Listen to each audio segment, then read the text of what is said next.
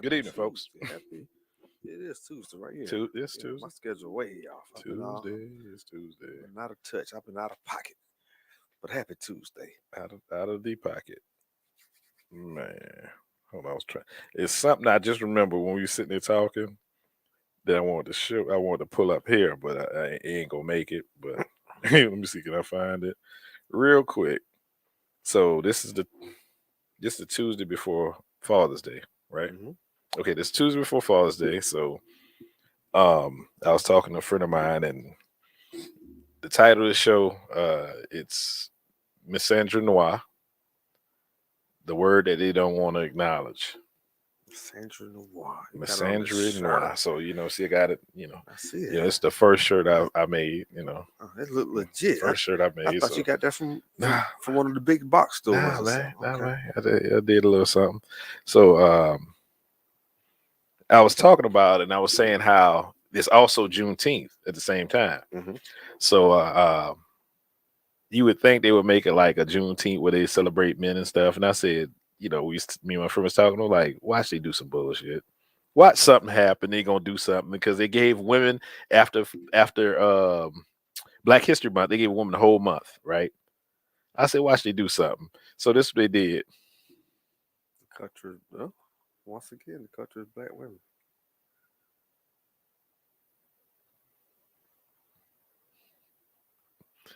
The culture is Black women.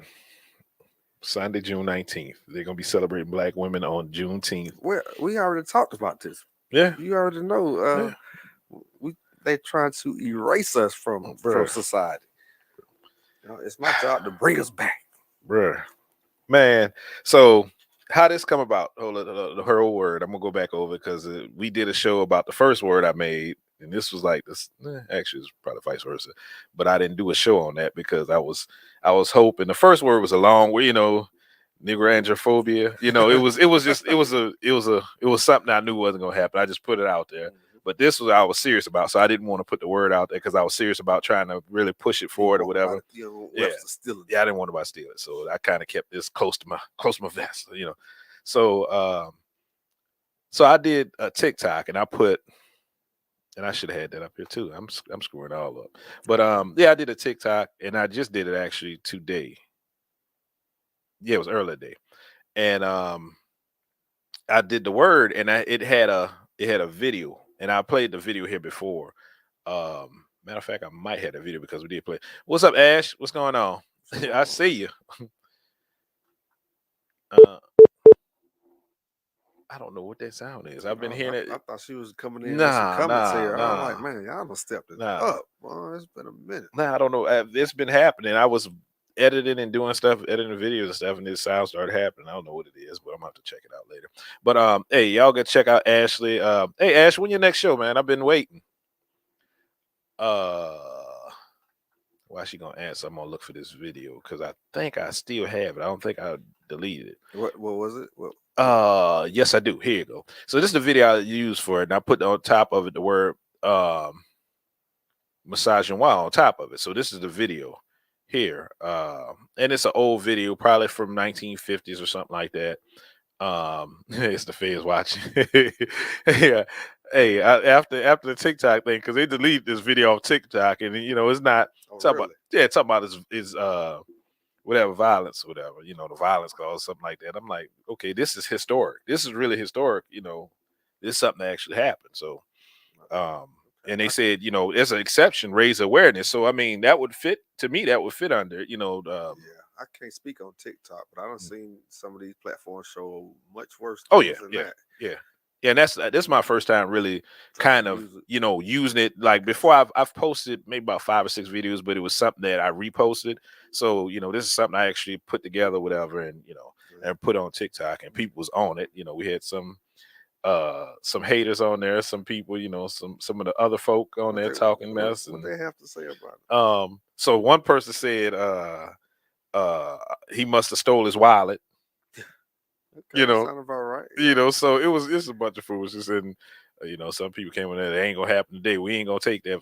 So it was a bunch of mess. They guess it's just too. It was getting too much and too fast. Then it was creating that whole platform for the trolls and everything else to come out and. Okay, so Facebook got you. Well, I mean, you should have.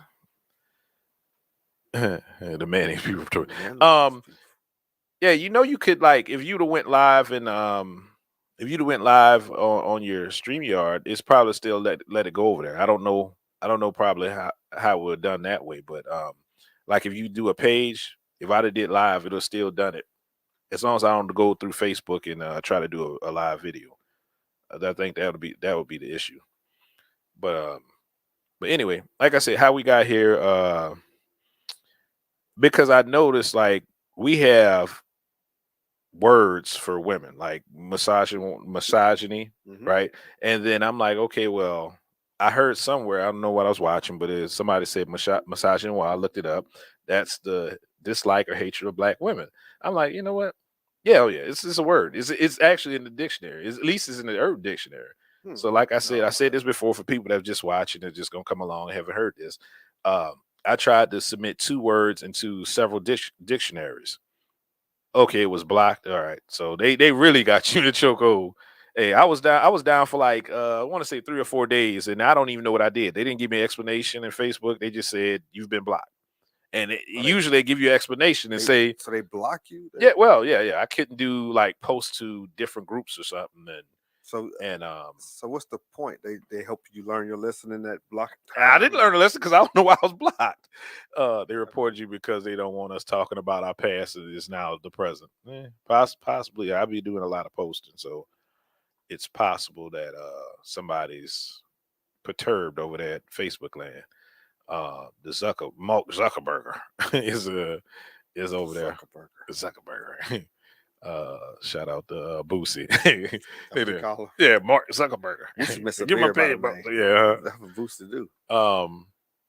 But yeah, I took 2 words and I tried to put it into the dictionaries. Now I tried 3 regular dictionaries. Then I said, "Oh, I know how I could do. I could go to the Urban Dictionary. They're gonna take this word because it's about black folks. All right, I got it. I think they use like a wiki platform anyway, don't they? Where you just add to that. They don't have to approve it. No, they approve it. No, they do approve it. Who the hell is approving this then? Who? And first of all, it's not in America. This is over in Britain somewhere. Urban Dictionary? Yeah, Urban Dictionary is ran out the country somewhere. They done lost all credibility. Yeah, I did not know that. I mean, but it's common. So what it is it's a bunch of words that people do, and if you use it, if it's being used regularly, if they could go places and see it being used, or maybe hashtag or some shit like that, then they'll put it in there or something like that. Yeah, but that's not a stepping on our culture like Atlanta was talking about, man. Come on, man.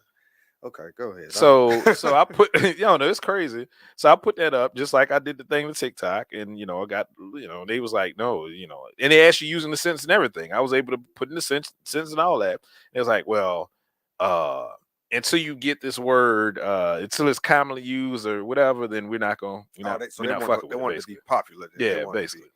All right, well, but it's the opposite of what a word you already have in there. Gotcha. I can go in the Urban Dictionary. It says Misandrynoir. It's the opposite of that. So why wouldn't it be a word in your dictionary?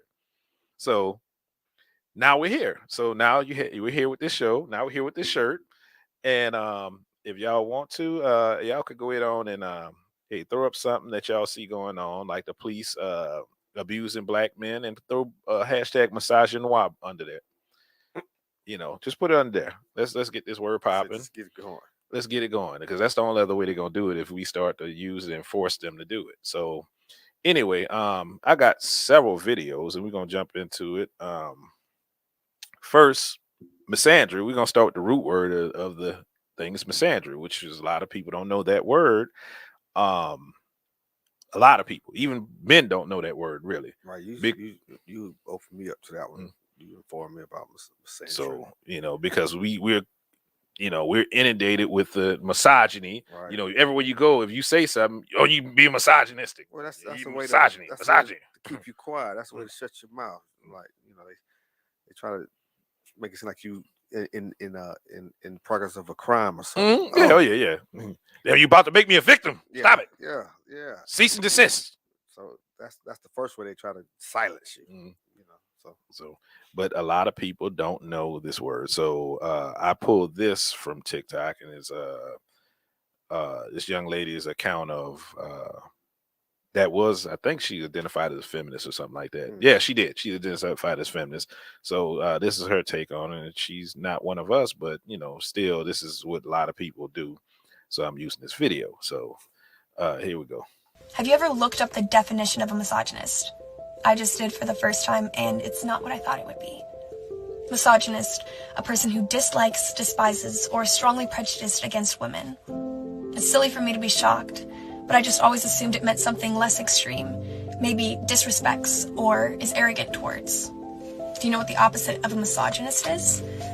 It's not a feminist, like me and my friends originally thought. It's a whole other word we didn't even know existed. Misandry is the hatred of, contempt for, or prejudice against men. And I hated that word, because on my worst days, I'm afraid that definition fits me. And it doesn't sound heroic like feminist. It sounds villainous, evil even. The way misogynist sounds like a predatory dragon come to devour any female to cross its path.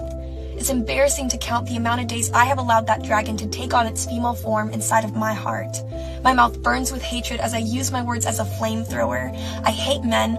All men suck. Even the good ones are just pretending. Men are beneath me. But the gross part is that it's considered acceptable for me to say these things out loud today.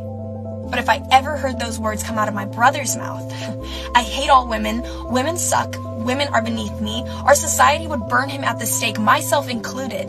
But my culture says it's okay for me to say those types of things. I'm not a villain. I'm a hero.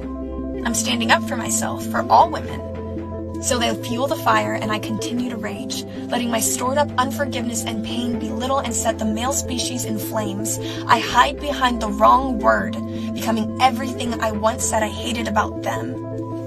Am I pro-woman, or am I really just anti-men?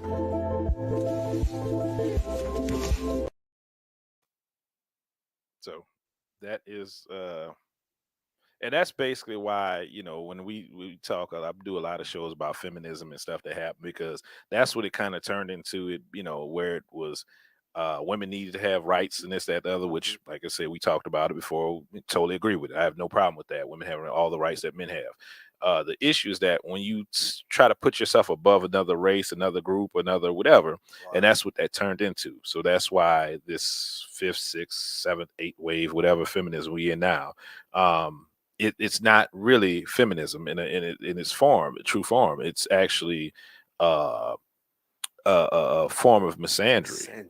Yeah.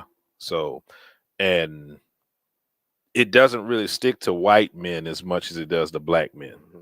And that's the other problem I have. That's why I keep talking about it, because you don't hear a lot of this. Yeah, white women might say it or whatever, but it doesn't stick. It doesn't, Well, because there's still a certain sector of the population that controls everything, that where a large portion of the money is. And yeah. And when you have the money, you nothing can really stick to you like that. Well, and you control the image, you control what actually comes through the floodgates. So that's you true. Control what's being put out. But I'm glad you brought it up. But I like the fact that she said something that I think a lot of people fall into this trap. They use these words interchangeably when words have meanings. They mean something. She said she thought it meant something else. She never knew the meaning of it, but just used it, repeatedly, just like a bigot and a racist. It's two different things, Being prejudiced and being racist is two different things. It's, words have meaning, but we use them interchangeably. We got to be careful how we use words, because then they lose their power and you forget what you're just saying stuff. Just like she said, she used to use misogynistic all the time. not realizing that she's saying just because he said something you don't like, it doesn't mean he hates you or he thinks you're beneath him or anything like that. But that's how people use it. They use it they just kind of throw words around when, like I said, words got meaning, right? Yeah, and they're real loose with it too. Like real loose with the words. Especially like the whole thing about narcissistic. He's a narc, and that's another one. They just throw that, and it's narcissism is. I mean, I guess there's levels to it possibly, but it's getting used way too much now. Now that's like the go-to. Like it's a way to try to shut you up, So you start questioning, damn, am I a narcissist or am I being misogynistic? And then that silence the argument. Yeah. Now you got to go back and check your own self, right. And whatever y'all was talking about is null and void, because now you've been taken off your square because you're talking about, now you're trying to figure out whether or not you fall into this category. So. But with that narcissist, my whole thing about narcissistic and people that call that is that people that say that you can't say that. You have to have the credentials to be able to say that. Be able, clinically diagnose somebody. Yeah, because the thing is that is it's something clinical that can be diagnosed and it can be treated. So you just saying that really is just for your own purposes. It's not even like I said, it's used as a weapon. It's used to it's wielded to get the outcome that you're looking for. But I think or I know that the time has come when people we're not sitting back anymore. And I say people, men, not gonna sit back anymore and just allow certain things to be said and do nothing about it. So. Just like the whole thing, you're going back and forth a woman. That's a bitch behavior, some shit like that. It's like, okay, if we can't communicate, then okay, then. Well, I think it's the way you do it. Now, if you're yelling and nothing's being said or nothing's being heard, everything's being said, but nothing's being heard, then. I ain't gonna call it a bitch behavior. Emotional rant, right? Emotional rant, but nothing's being solved in that scenario. So it's about how you, of course, the platform you put it on. But hey, Ash, I'm gonna come back to that. They have always labeled us comment because I got it up there for a reason. Let's see. Narcissism is a mental disorder. True, and most people, the people that use it, this guys, I'm gonna give y'all the men that's coming across. Women too, because sometimes men might use this also. Hey, ask them what your credentials are. This is a pushback. Where did you get your license, your psychology, your clinician license? Right. Where do you get that from? When did you get it? How long you been practicing? How long you been practicing? Yeah. Can you give out meds? Right. Can you help me? that's the pushback for that. I'm just giving y'all a little something to go combat that foolishness. I'm gonna put this back up there because it's gonna play into something I'm gonna pull up as a video. So we got her take on, and we like you said, words have meaning. So the whole thing about Misandrynoir, the meaning of this, like she already explained what it was for misogyny and misandry. I'm sorry, misandry. And the thing is that the noir part is French for black. So we put those two words together, misandry and noir. I had no idea. So that's French for black. You can tell I ain't take French. Yeah, you can take French. And plus I'm from New Orleans, so this Creole. Yeah, Creole. So so you put those two together, and that's how that word comes about. Words have a meaning. I just gave y'all the meaning. So now y'all know. Yes. Yes, all those social media psychiatrists, correct. See, noir, all this time I thought it meant something completely different. I've been well, you learn something new every day. I tell you. And when you stop learning, you about ready to die. You about ready to die. So so like we have that, right? So the reason I put that together, and the whole reason this show came about, because I was saying how black men didn't have, we always hearing black women talk in general, black women specifically are always put in the limelight to say whatever they gotta say, speak their mind. You go, girl, she said what she said and all this other stuff, and it sticks, But a black man says something and nobody wants to hear it unless he's, and I've said this before ad nauseum, unless he's playing sports, rapping, singing, some kind of, they don't even want to hear it then. Yeah. No, if they was going against a woman, they definitely don't. Yeah, they'll shut that shit down. Cam Newton. Right. It's only when it's in favor of their opinion is when it's okay to be heard. That's why they give I'm not gonna say his name, but different people that platform, they have a much larger stage to talk what they talk, because it's in favor of them most of the time. You hear very little pushback to women's behavior or whatever. So, and this show is not about talking about women's behavior, so I'm not going to get into. No. I'm just saying it for this. We're not going to get to, because I got something coming next week that we going. Next week, ladies. I'm warning y'all. I'm giving y'all forewarning. Y'all might not want to hear next week. And you might. I mean, it's about truth. So I mean, if you want to hear truth, then come on in and then you could state your piece and whatever.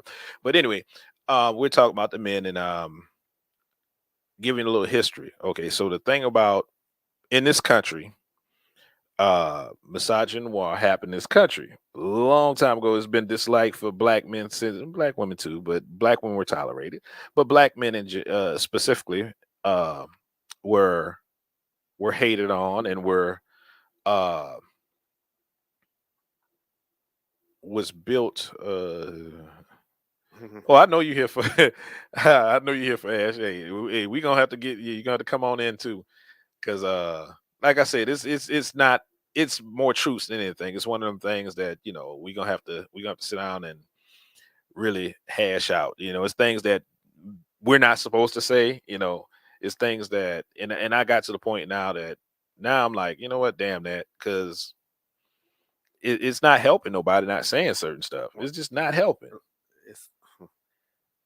I don't, man. I must be on something today, because but it keeps going back to that's like it's a defense mechanism to try. Like I said, don't shut it up. We don't want to hear that.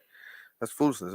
We're gonna silence it. So you hear these different things. But go ahead. And not only is not helping. Let me. The thing is, it's gonna hurt others behind us. It's gonna hurt them way more.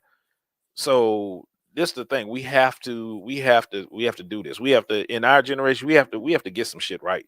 Because what's coming down behind us, man, I've been looking at a bunch of shit. And these kids, man, man, it's not good. It's terrible. It is terrible. And I still think the majority of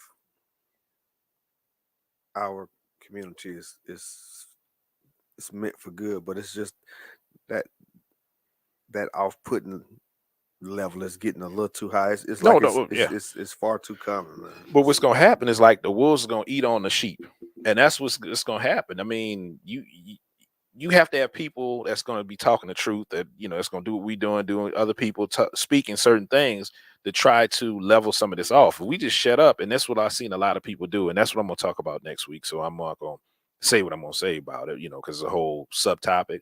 But we need to be more vigilant and more vocal about stuff, and not just say, all right, I don't have to worry about it. I'm where I'm at and whatever. Right. So that was my attitude for a while. Yeah, mine too.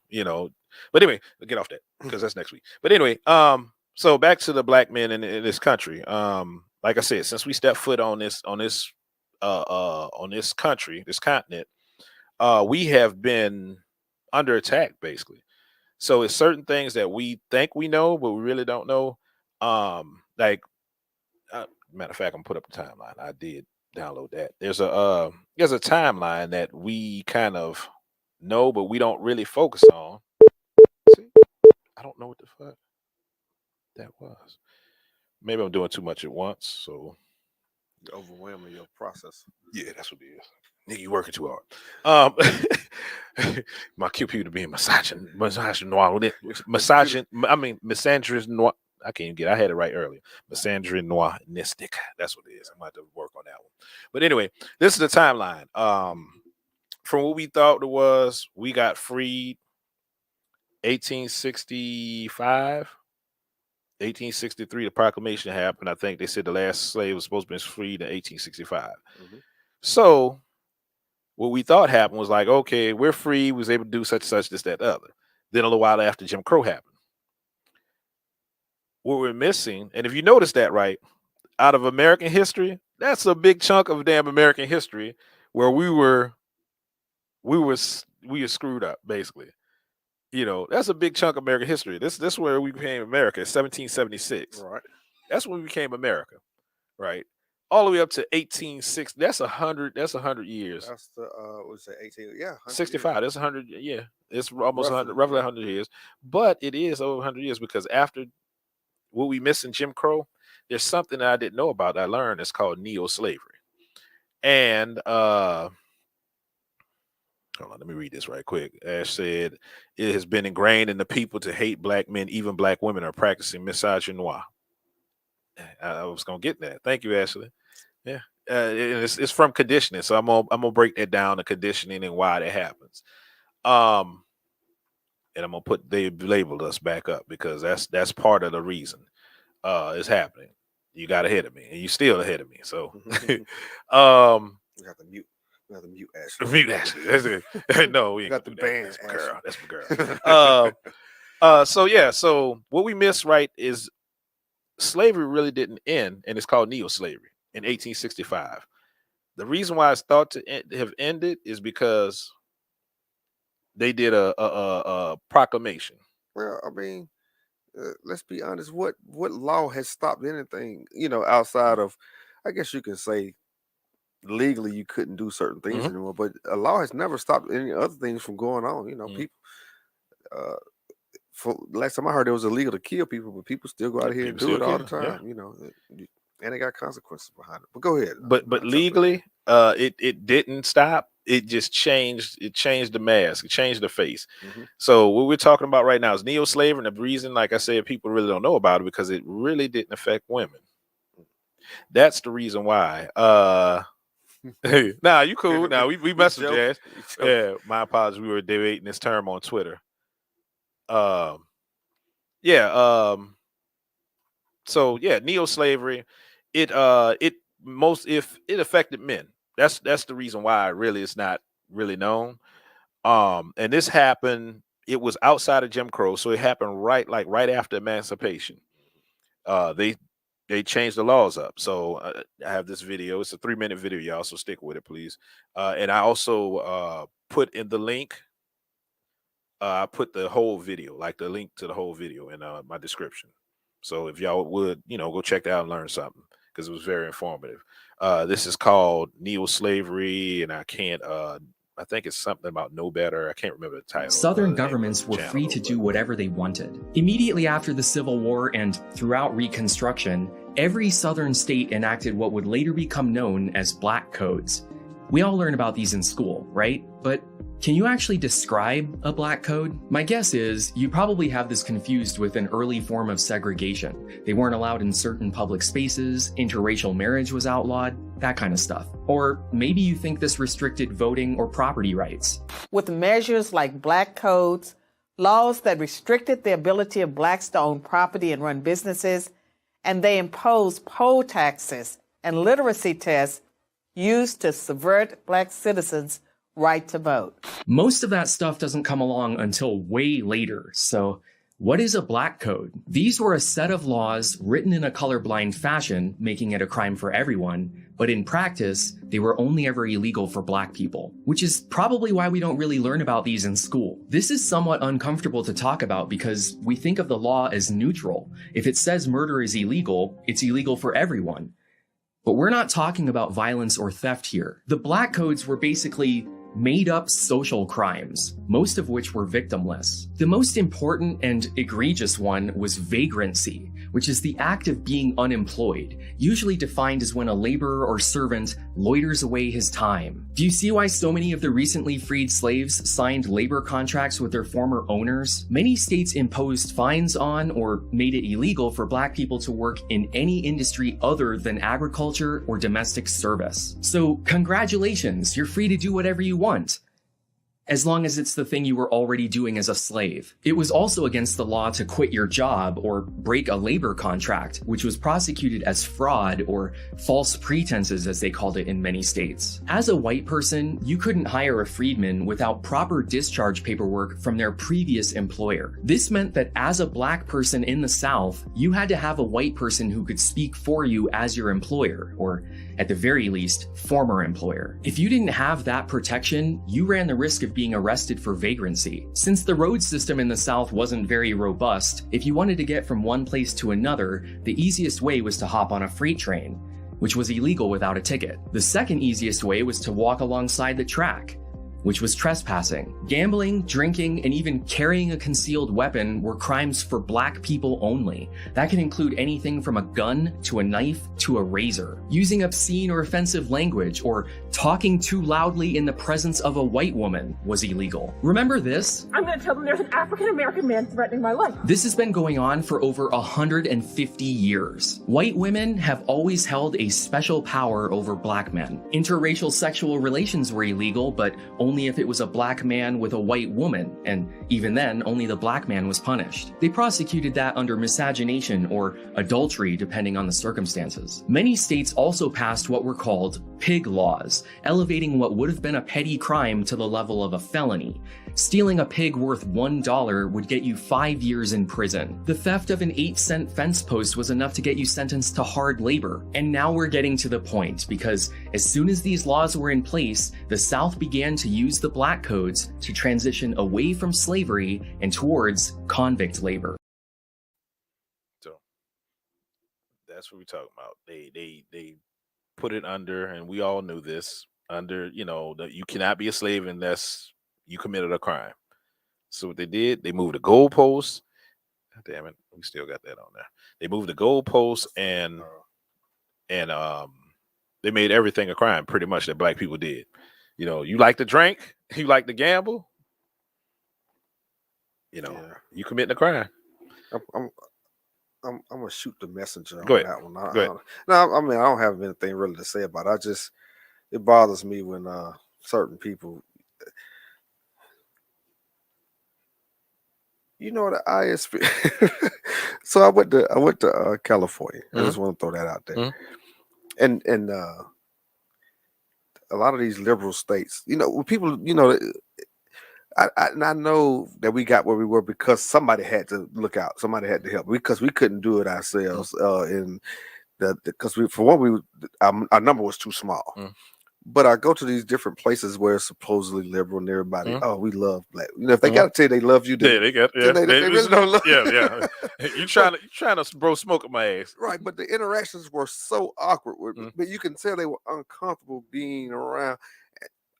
And you know, the South, people say whatever they want to about the South, but I never really get that when I'm in the South. But in all these so-called accepting places, it's like, we like black people. Yeah, I got a couple of, you know, black friends. And that's kind of what I got from him. You know, that's why I was like, I don't want to shoot the messenger, but I'm gonna shoot this messenger. Oh, you talking about him? Okay. Yeah. But I mean, it's cool. I was just making this personal about me. That's my natural. So something he said. Well, something he says, if you go look at the video, is that they would have never got rid of that form of slavery, right? But they got called out on it. And when that ended was when Pearl Harbor happened. In the 40s? In the 40s. That's when that happened. That ended in the 40s. That type of slavery ended in the 40s because they were talking about Pearl Harbor, what they were doing over there, and they was going to help them. And it was like, hey, you still got slave labor over there in America. So that helped end it because of, you know, the pushback that, you know, they were about to get in war with Japan. Oh, almost. Okay, yeah. I ain't gonna cancel tonight. wait to say it next week. I don't give a shit about cancel next week. Wait the next week to say it. But anyway, we're gonna get to the point where the label us part that Ashley had talked about it. And this is how we were labeled. This happened in 1915, and I've mentioned it several times before. There's a film called Birth of a Nation. The original name of the film was supposed to be The Klansman. That wasn't gonna sell though. Yeah, no, it was gonna sell. It was gonna sell because Birth of a Nation actually played in the White House. Okay, I got a clip of it, so we're gonna play this clip. Birth of a Nation, 1915. 1915, yes, 1915. Now that's the original date of this particular. Yeah, okay, the original date. I'm just trying to keep my facts. And fun fact: this is the first motion picture that kind of revolutionized motion pictures, right? This was the standard for motion pictures. It was a silent film. It had all the technology. Yeah, it had the best technology at the time. So check it out.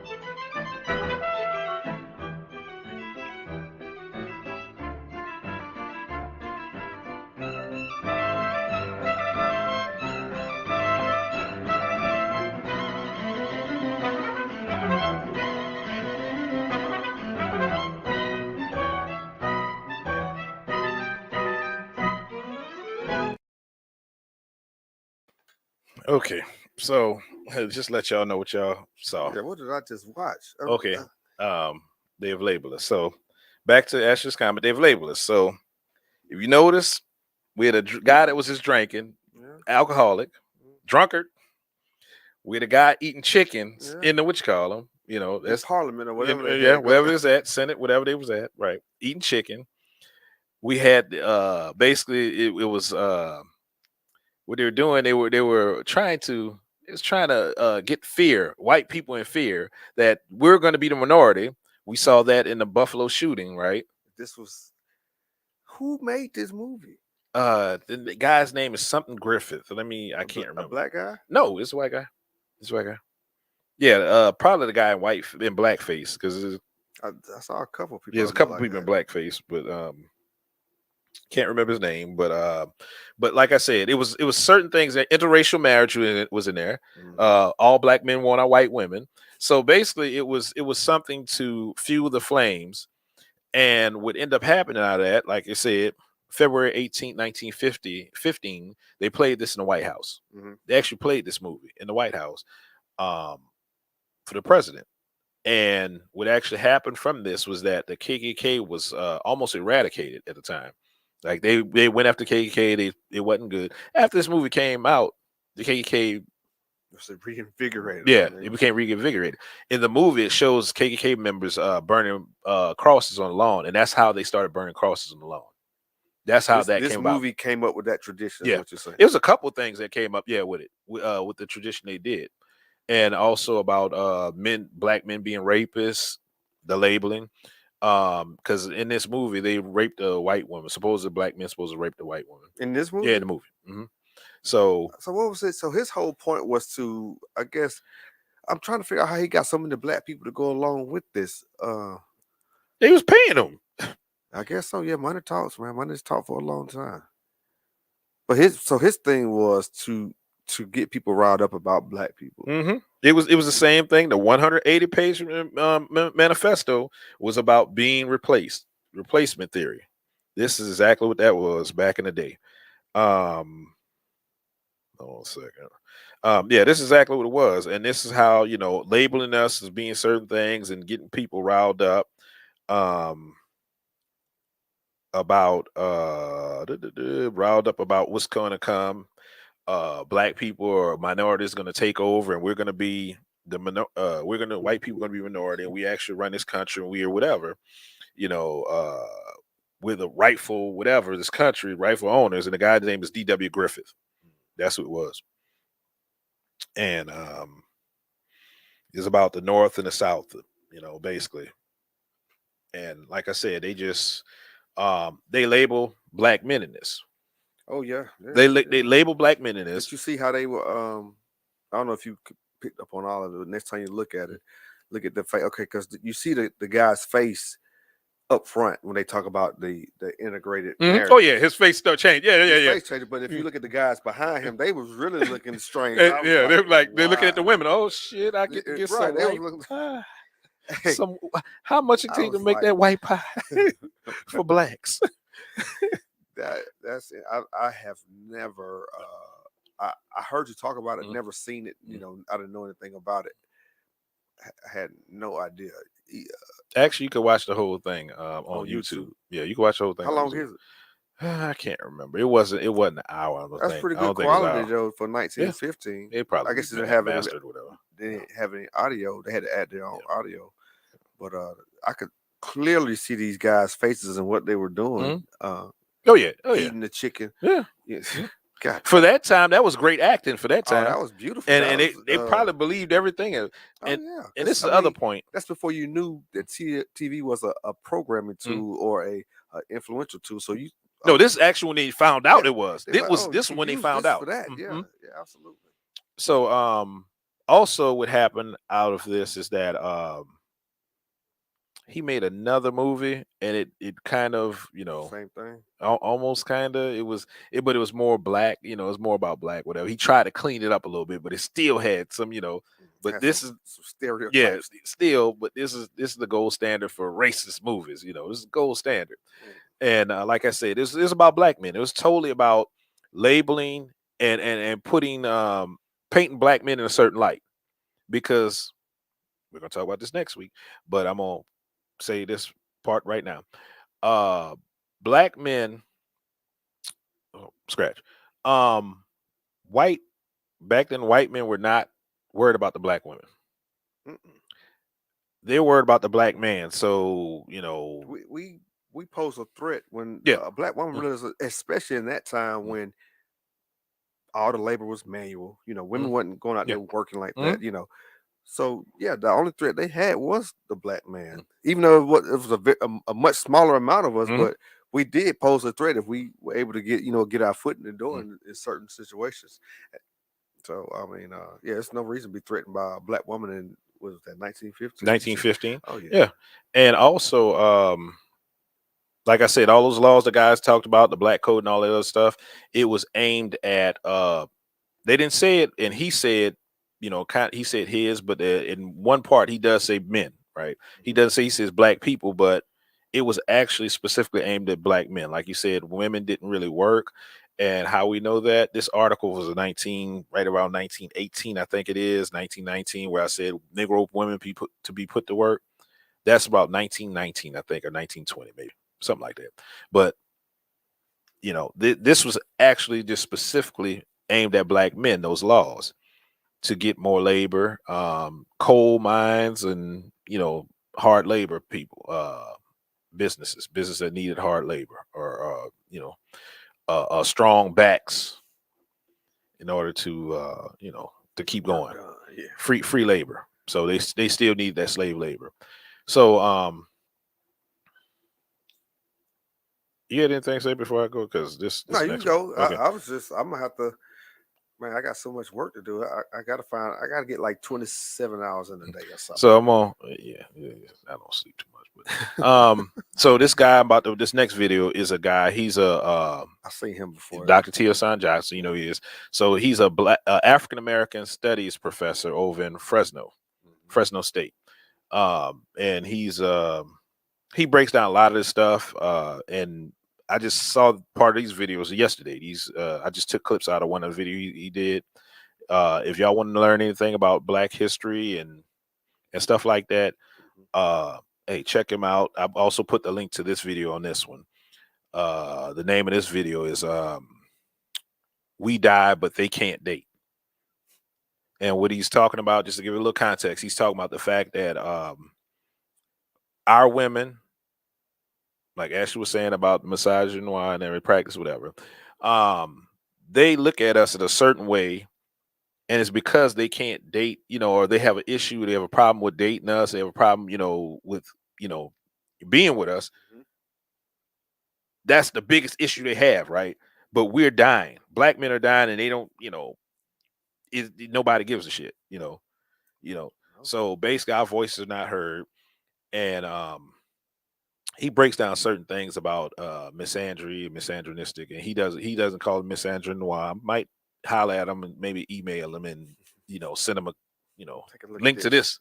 Take a link to this, but I'm gonna go ahead and put the doctor on, and he got 3 videos, so we're gonna play the first one, and we're gonna come back and get your thoughts on it and move to the next one. All right, here we go. But that was the question that we've never had. We've never had that conversation in the 80s, the 90s, the early 2000s. We never had the conversation. We've heard under the table. Hell, even when I was in elementary school, us young brothers were talking about black girls' attitudes. But it's more than that. That's what we talk about on this channel. It's not just attitudes. It's a worldview that's shaped based off of a series of experiences that are institutionally sanctioned, from welfare to college access, to employment, to so on and so forth. When those resources are brought to bear in a consistent fashion for black women and not black men, what is the attitude? What is the worldview that is shaped over decades, generations? How does she perceive black men? How does she teach her daughter and her granddaughter and her great-granddaughter to perceive black men? Not in just what she says, but also what she does. Talked about this before, even big mamas of the family, right? Where everybody talks about Big Mama's house and what role Big Mama played. But they often ignore and deny the husband that put her in that damn house and died 20 years prior, 30 years prior. The role of black men has become myth. Even when black men put black women into positions of security, they're not even remembered in families. We become invisible, persona non grata, as if we've had nothing to do with what has gone well in black communities, particularly for black women. Okay, so what you had to say about that's he I wish I could say it as smooth as he did, but he took the words right out of my mouth. It's how often we are overlooked, but we are the reason that so many people are in these situations. It's nothing. I can't expound on that anymore because I didn't really realize it without, I realized it, but I didn't realize because I wasn't dealing with it personally. But when I look, because I was where I was, so I wasn't really looking for nothing. But when I look out around me and I see how people look, I mean, even women who haven't, how he was talking about access to education and things like that. But even women who haven't taken those avenues, who hadn't done any of that, they still have the same down look. Exactly. And I'm trying to, hey man, and he talks about that too. The pedestalization. That's part of that. That's partly our fault as well. I think. Yeah. Oh yeah. We have a big part to play in that. We still haven't had the simp, white knight and all that. We still had that show. We gonna have that though. It's gonna come. It's coming. But yeah, we as men we play a big part of it. But also it's kind of not our fault too when you think about. And he breaks this down also in something else. I've been kind of watching certain things he has, and he breaks down, like you said, way better than I could break it down. But the thing that he talks about is how, and we're going to get in this too. This is another topic because he went before I was going to talk about it, and he broke it down because he talked about son husbands. We had already talked about that, but he talked about husband sons, and that's something I was going to come along and do it later. But he talked about it, so it's because of that. The husband sons is a reverse of son husband. They was raised being a son husband, so they became a husband son, and that's what we have a lot of guys out here. The 80% single mother rate is bearing these men, so when they get older, they contribute to what women are doing to black men. Yeah. So, let's go. I don't want to talk about. Let's go. Okay. Let's go. I mean, it's a cycle. It's pandemic level. Yeah, it's been in our community. It's been that way. The thing is that we haven't heard it because he does I don't know if you the guy I can't remember the Al. I think it's not Alan. I can't remember. I'm not mess his name up. I know his last name's Obi, but he's We Need to Talk. There's a YouTube channel, We Need to Talk. Obi. Okay, so he doesn't say his name, but they did an interview yesterday. Him and the guy from We Need to Talk. And what he was saying is that they was like comparing notes about, he was in Fresno State. He was, come up through the ranks, became a doctor, a professor, and all that other stuff. The other guy, he's only like 29, I think he is, but he headed up an NAACP in his college, and they were talking about certain black stuff, and his whole organization is We Need to Talk. And it wasn't really about relationships. It was about stuff that black people deal with. But he was telling about his experience, how he used to have like 140 people in his group when he was talking about certain things. He said 90% was women. So at first he thought the men were the problem. So he went out and got men, right? Brought men in there. And as soon as the men started talking, the women would shut him down. And he said if they weren't as eloquent a speaker as I was, right? If they weren't as articulate as I was, they'd shut him down automatically, using shaming language, and then the black men stopped coming. So he said there were two people that started coming. He said it was two type of people. One that wanted to come to learn, and the second one that wanted to hear, they wanted to say everything that the woman wanted to hear because they was trying to get to the women. They was thinking that was how you get to them. Exactly. And I'm just gonna speak just personal experience. When you use that approach, it in the beginning, it works for a minute, but eventually they realize I can't even describe it. You fake it. Whenever y'all get a chance, man, go check out on YouTube Patrice O'Neal. He got women. He got it figured out so well. Oh man, but he's a comedian. But he understands. He understands the dynamic between men and women big time. So, but let's check this out. Women, you watch him, you can be triggered. Just let you know, you're gonna be triggered like a mother. Because it's true, is what it is, and hey, true. But the thing is, we need to it's only been maybe 3 years or 2.5, 3 years that men have been talking about certain things. And it's like when you start listening to these guys that's talking about this stuff, you're like, okay, this is something I had to learn, and go through myself. But if we had this the whole time, we would be so much further. I guess we wouldn't be so far behind. You wouldn't see so much of it on such a high level. I was having a conversation with my son. Somebody he knows, they got a OnlyFans page. Now my son is not an adult yet, but he knows somebody who has OnlyFans. You know what I'm saying? But if you see this person, you're trying to figure out. He was like, "Who wants to see this?" And I said, "Son, it's a lot of guys out there that not necessarily they want to see this, but this is all they can get. So they will go for this low hanging fruit. And in the person's mind who has this page, they must be great because not all, but just say 10 people are looking at her. You're getting validation. Yeah, that means they want me, but it's not. They don't want you like you think they want you. They looking at you as an object. You just a piece of flesh. So just to stick to what you said there, just for women, right? When you don't have a man in the house, you run the risk of your daughters wanting to have male validation in the form of going get or OnlyFans page, going out there, sex work and different stuff like that. It's been proven. I mean, it's when you go talk to strippers, most of the strippers have daddy issues. They abandonment issues from father and all this other stuff. Not saying it's the woman's fault, but I'm just saying if you're the one that says I don't need a man to raise my child, then you run the risk of this happening. Definitely. That's all I'm saying. Let's go back to the doctor. Here's the problem. At what point are we actually able to talk about not just, black women's attitudes? That's just a generic kind of thing. We actually got to talk about shaped behavior over decades of policy access that men don't get, right? So you're talking about families where girls have grown up watching their mothers and their grandmothers as heads of households, perceiving men as replaceable and disposable. Because in many ways, black men have been socialized to be that way. We've been institutionally treated that way. And many of us have developed and thrived against that type of treatment. Not because we were supported by anyone or anything institutionally. Many of us are pushing against that narrative despite a lack of support.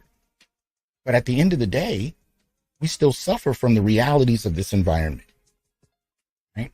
And that being said, when you start to look at the shaped behavior of many black women, the perception of black men, the in-baked misandry and hatred, or it's really what misandry is, right? Hatred for black men that is so baked into our culture, we don't even regard it as such. And when men finally start to point it out, because here's the thing, many of us have grown up feeling it. It's a low level, it's almost like eating, like if you ate oatmeal every day and there's a little bit of rat poison in, not necessarily enough to kill you, but enough to make your stomach turn just every time you eat it, but you're told to eat it every day. And after a while, you just calculate that your stomach hurting is just part of what happens when you eat mama's oatmeal. That's what we got. That's what black men experience. It's a low, and Kevin Samuels himself used to call it out, right? One-way aggression was one of the ways he talked about it. The one-way aggression toward black men in the community, that was acceptable. But when black men respond, it was considered hateful, misogynistic, and so on and so forth. But the other way he described it, right, was, so it was one-way aggression. And, oh man, what was the other way? There was two ways he described low boiling contempt, right? The low level contempt for black men. And he's really talking about the same thing both ways, but he was still identify what I'm talking about here. So it's a daily consuming of poison. And now you have black men who will fight you over identifying that poison as poison. Mama would never poison my oatmeal. Boy, you've been eating poison your whole life. And here's the thing. It's gotten to the point where you have generations of black women that know to put rat poison, and of course I'm speaking in an allegory here.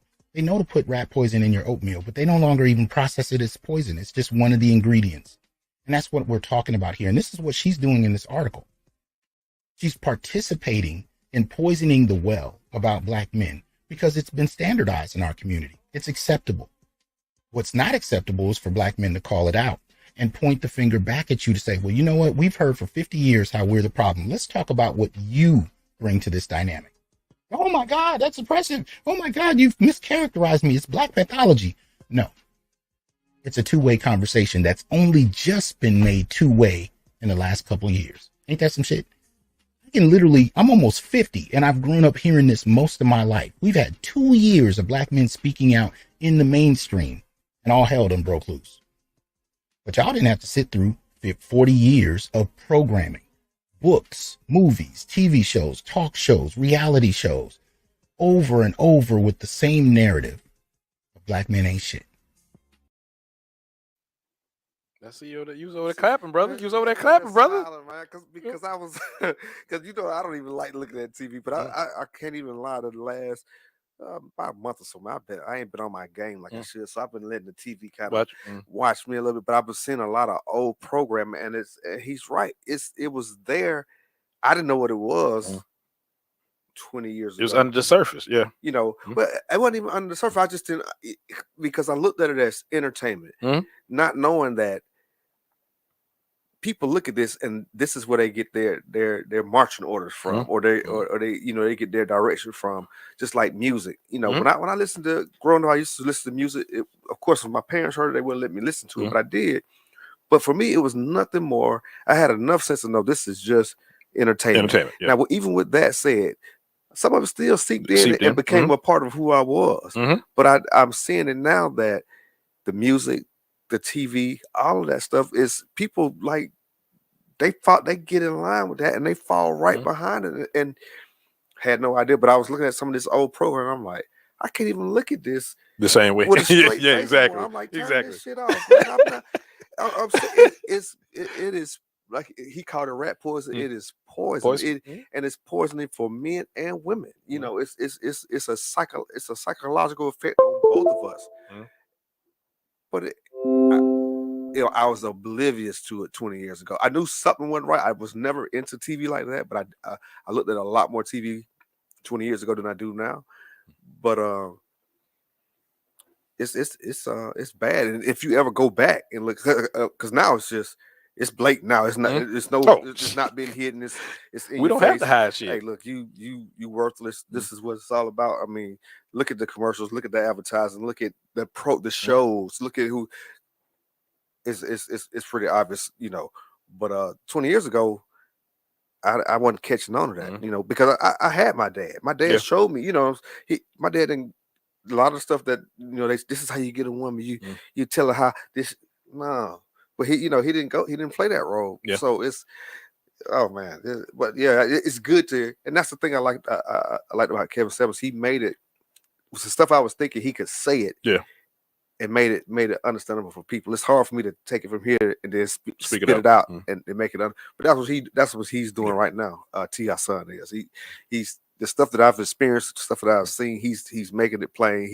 He's saying it where anybody can understand it. Because a lot of times women play the game like they don't know, or they misconstrue your words as though you're saying. Nah, he's saying it very plain. You can't miss what his message is. So that's gonna be a title. What you just explained is that show is coming up too. It's gonna be a title for a show. So I'm not gonna give the title away. Right, yeah, don't give it away. Based on what you just said, it's about the experiences we have, and we're dealing with women and how we're coming to a certain light now. We're coming to a certain light, and the thing is that, ladies, this is not anti-women. This is understanding so we could pass on something to the next generation for men, because like I said, every time I ask somebody, do we think there's a problem in the black community? Yes, there's a problem. There's a problem. Okay, is there a problem with the young black males? Yeah, they ain't shit. Okay, well, how are we going to fix it? You cannot fix it, ladies. No, you can't do it. So you need to let men. Well, see, this is the thing. Like you tell them you cannot fix it, but if you look at it, you are the reason it's like this. Who's been raising these kids all this time? Who's been raising these men all this time? You are the reason it's like this. So how can you fix it if you caused it? Yeah. Well, we know we had at least three to four generations of what you call it, the gynocracy. So we're gonna call that, I never heard that one. Oh yeah, the gonocracy. So the women. You made that one? No. No. That comes from that's actually a real word, and I get that from Crimson Cure. If y'all not checking her out, Crimson Cure. You're a linguist. Is that what it is? A linguist? Yeah. People who well, she's an author, so okay, so she's an author. So, but yeah, so that's what it is. We've been women led for the last in our community for most part for the last 40 years. And if we go back to I'm gonna go back to this chart before I move on to his next video. Go back to this chart because I want y'all to visually see what I'm about to say. What I explained before in a show was that, and Sister I was about to say Shabazz. Rashad. Yeah. Shahrazad. There you go. Shahrazad Ali. Sister Shahrazad Ali, right, points out that black men have never been over black women. They have never had a time in history to where they were just they wrote the rules and they were oppressing black women. We didn't have that. We had a foot on our neck. So anything that we might have had, and women always throw out about violence, like DV. They always throw that out, right? But that was, I'm not excusing it, but that was part of having a foot on our neck and hurt people. That's what that was. We were victims just like y'all was victims, and we victimized the ones we could victimize. Not excusing it, but I'm just explaining it. You think the violence was you think it was that prevalent though? I think it happened. I don't, whether it's a prevalent or not. I mean, if you can't take away that it happened, and the thing is, I'm just trying to explain that. I think that it happened, but I don't. Everybody wasn't victimized. No, I don't. I don't think everybody but that's was. What you hear whenever it's talked about. But I'm just trying to explain it because the thing is, even the fact, let's say, perception is reality, right? Mm-hmm. Even if they perceive that to be what it is, it was happening majority of times. Mister was in every household, right? Mm-hmm. That's a common belief. But all I'm trying to do is explain. I'm not excusing. I'm just explaining why that would happen. We were never real men. Think about it. If you have a man that cannot make his own, you're in a house that you really don't control. Like if that white man walked through that door, yes, mister, yes, sir, you didn't control shit. So now you don't control shit. Your woman is looking like you ain't shit because the white man control your actions. And okay, now I gotta force my power on somebody, and it usually was the wife and kids when this did happen. I'm not saying it happened all the time, but I'm just I'm trying to explain the mindset. So if we look at this, right, that whole Jim Crow period, right before the Jim Crow period and the whole Jim Crow period was when we were being in prison doing whatever. And this happened most in the South. And I'm gonna say this because we're in the South, so we were part of that effects. We experienced part of the effects. If your parents was from the South, your grandparents were from the South, you would have part of these effects that you would experience. Then right after that Jim Crow, if you look at it, mass incarceration is right next to it. So the foot was on our neck. So the timeline showed that it was never a break. It was never a break. It was never a break. And through this time, we had 1960s, that right is probably a little sliver right in the 60s, where we had the Black Power movement, unified, our community was kind of unified to where men were being heard, women were supporting us, right. We respect us, and we were getting shit done. We was getting shit done. So we had that little time frame. I don't even think it was 10 years. I'm gonna go look it up, but I don't even think it was a 10-year period. But that's the only time that really men were able to be men and be viewed as men by their women. Mm-hmm. After that, mass incarceration happened because drugs in the community. We know what happened with that. We talked about it, crack in the community and all that other stuff. That, these were grown boys at that point. A lot of these, it was a generation or so of mothers that raised sons to be husbands. So they got to go out and make money. How they make money? Sell dope. So they weren't helping the community. Nah. So, but that's way off topic. We get back to that. You're going going through things we already went through.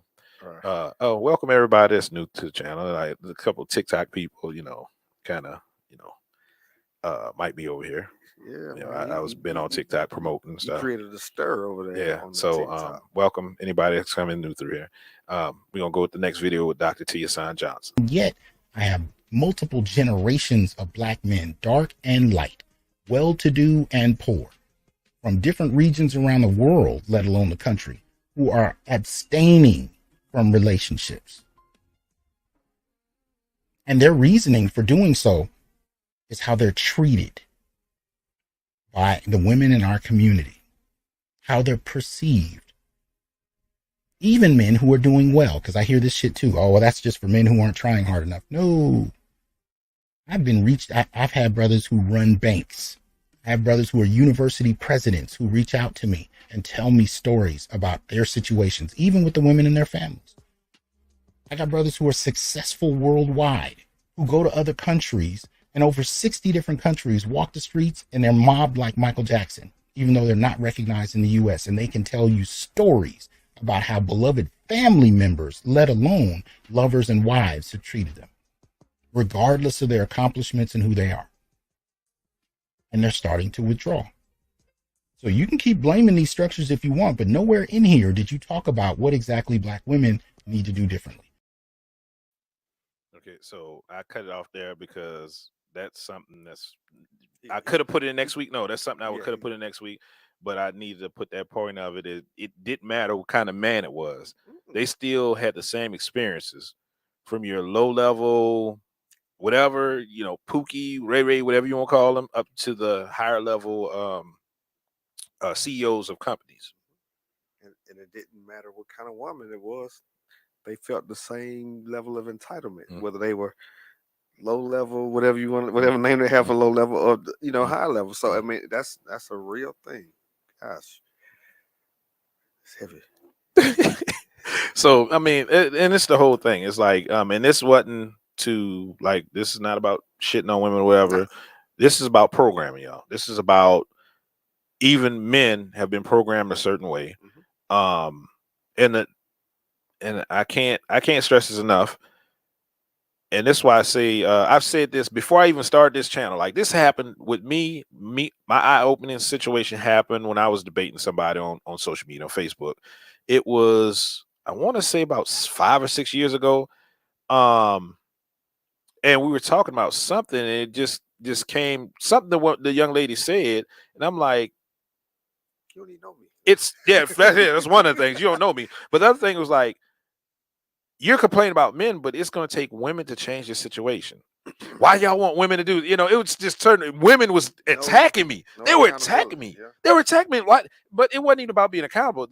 The reason why I said this is because, first of all, if we believe what we've been told, this started with a woman. And we're not talking about the Bible. Bible people believe what y'all believe, whatever. But we're talking about if the proof we have, Lucy, the first skeleton or first whatever remains we have comes from Africa.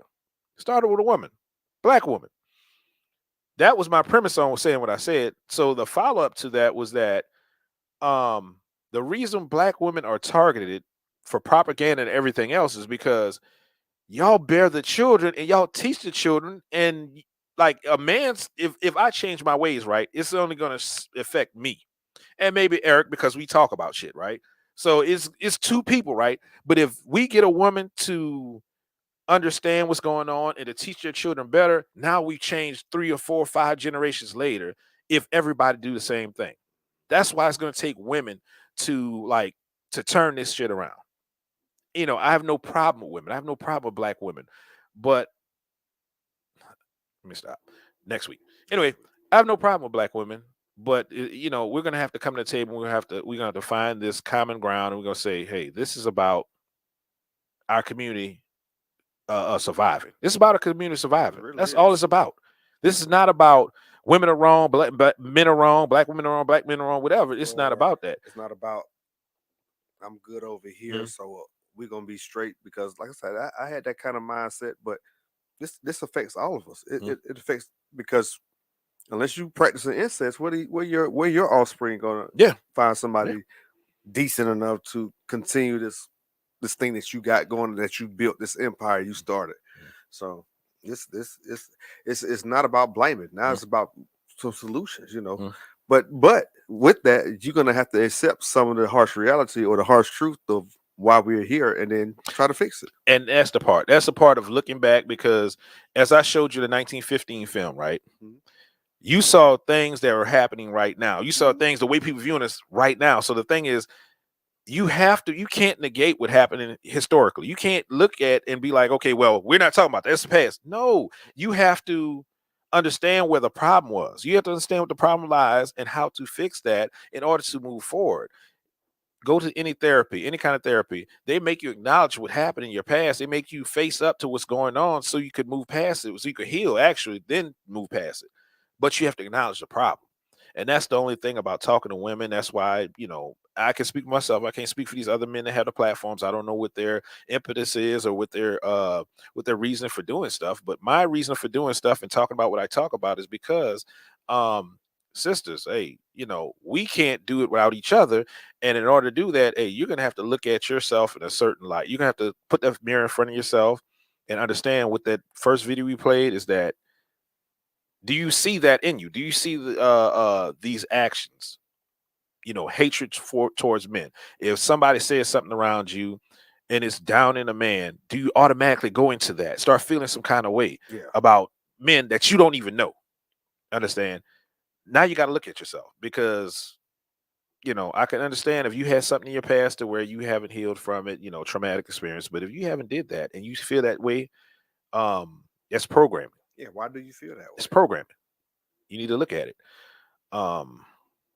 So this last video, and before we came on, I got a call, so I got to make some money. So I'm gonna cut this short. But the last video I'm gonna play is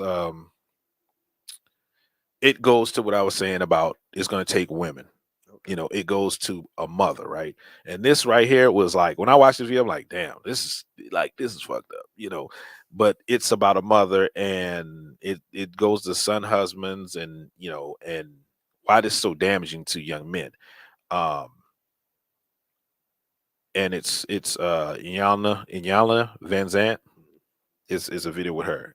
So I'm gonna play that, and we're gonna come back, final thoughts, and Iyanla. Only known this young man 24 hours, and there's no way in the world, just reading his space, that I know he's going to allow a man to abuse a woman in his presence. She doesn't think about me that way. She doesn't. Well, because I just saw him playing basketball and going on dates together. What? Mind your business. You say that you don't see the man that your son is. So I'm asking you, since this is not a demonstration of a man, you need to tell me what man you're using to measure him with. Which one? My idea. Which is your idea. Mm-hmm. Now, is that the idea you trained him up to be? No. Oh. So how in the blazing bejesus are you holding him accountable to a standard that you didn't teach him, his father didn't give him, he don't even know what it is, and yet as his mother, you sit in his face and tell him you don't respect him as a man? Tell me how that works. Help me. Like I said, it was events. It wasn't just. I'm talking about and it's one also thing. how he treats me. Yeah, but I'm talking. Hello. So. You see, you are a provocative victim. You provoke stuff, and then when you start being held accountable for it, then you start twisting and turning and making the other person wrong. Look at me, Ma. Look at me. Look at me. You just sat here and told your son, who ain't got a needle in his arm, who I'm assuming pays his own rent. He's married to a registered nurse. He's got 3 baby boys. And you just sat here in his face and said, I don't respect him as a man. Mm-hmm. And you don't think to consider what that does to his heart, to his soul, to his spirit. I'm sure that's hurtful. And you okay with that? And it's hurtful for the things that he says. But there you go. You're doing it. You're doing it right now. You're doing it right now. I'm holding you accountable, and you spinning. You spinning your web. You're trying to get away. You're trying to get away. Tell me. Just here's the question. Just answer that. We'll get back to that other stuff later. Tell me. Forgive me. I respect him. He's a wonderful man. Do you understand that your mouth, your voice, your words are connected to the coils in his heart, to the valves in his heart? He can't help but love you. And every time you dishonor that love, you chip a piece of it, chip a piece of it. This is why in our culture as black people, when the boys turn a certain age, the men come and get him and take him away from the mother because she can emotionally manipulate him. But since we don't live in our culture no more, we say what we want to say, do what we want to say. We tear our men down and then wonder why they don't make good husbands and fathers. Mothers destroy sons. His mother can speak to him in certain ways that destroy him in ways that can never be repaired.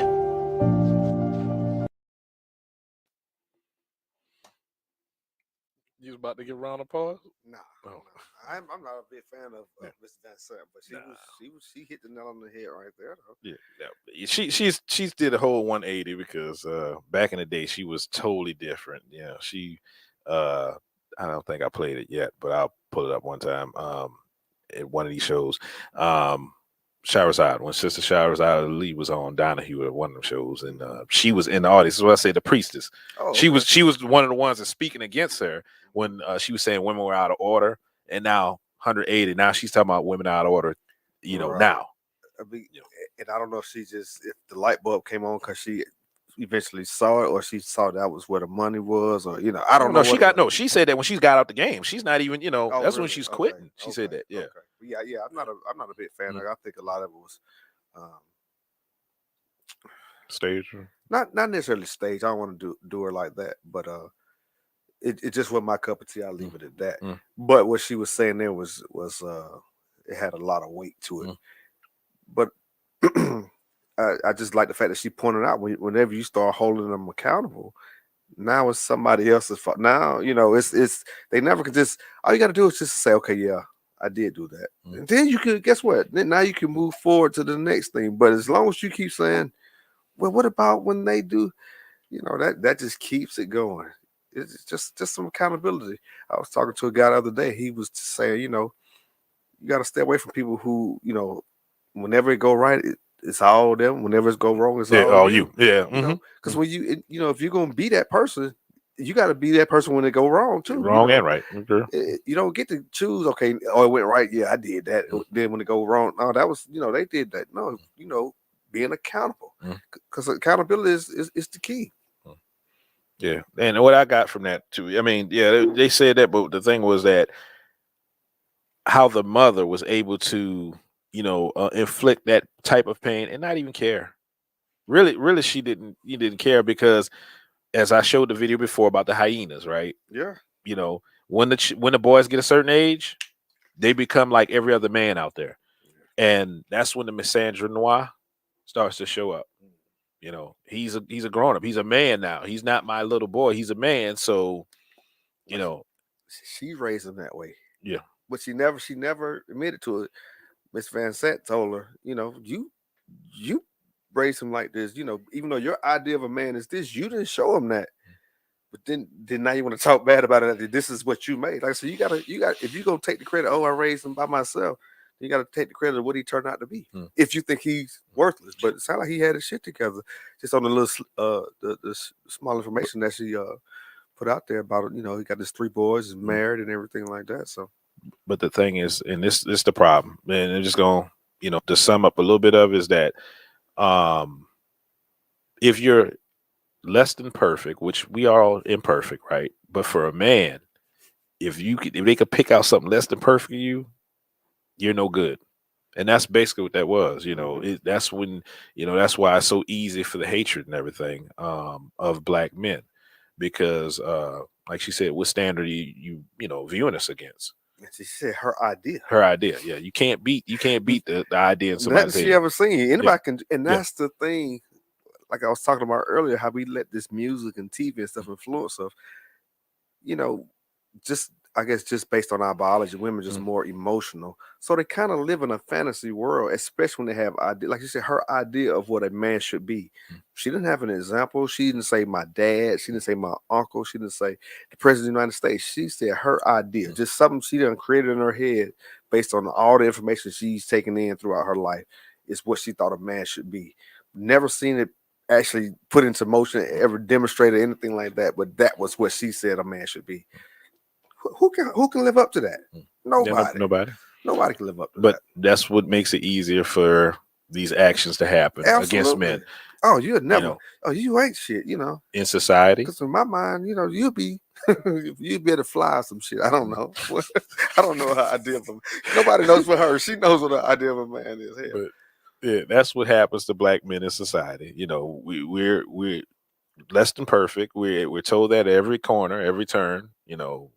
We don't measure up to others, and we've ate that for 100, pretty much almost 100 some years in our own community. With the little sliver I told you that was not, but but now we're starting to use our voice, and hopefully, like I said, if y'all put that hashtag Misandrynoir, Misandrynoir, put the hashtag, and there needs to be a word for this. We need a word for this hatred of black men, because it's bigotry. Bigotry, niggotry, powerful niggotry going on. But yeah, we need to have a word for this hatred that's going on. Hey, you got misogynoir, you got that. There's men that hate women, the men that have disdain for women. Y'all have that word. Black men don't have a word for that. With our voice now, we have to start enforcing certain things, putting out words for things that's going on with us, shaping our own image. Yeah. That's what I'm talking about. Calling out those who look to destroy our image. That's supposed to be our help. So yeah, absolutely. Yeah. We've never shaped our own image in this country. And it's about time we start doing that. That's so right. that's the path I wanted to go on. Hey, this is a start, calling out those who want to paint us out to be certain things and inflict passive aggressive pain on us through Misandrynoir. Misandrynoir. So, all right, that's all I got, brother. You got something? Because I gotta go to work like a doctor. A good one, man. You got some good information on there. So, and I just been reminded it won't be next week. I have something going on next week, so it'll be a week after next. So see y'all the week after next. But I'll post what I'll do. I'm gonna record something, and I'm gonna post something in a place. I'm gonna just line it up in the place for it. I don't know it's gonna be something gonna hit me, but yeah, it's gonna be a week after next. So all right. And I'll see you this weekend. Absolutely. I'll see you this weekend. Only known this young man anyway, 24 hours. As and there's always, no way in the world just reading his.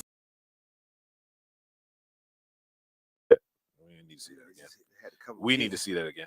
But yeah, like I said, hey, like, share, subscribe.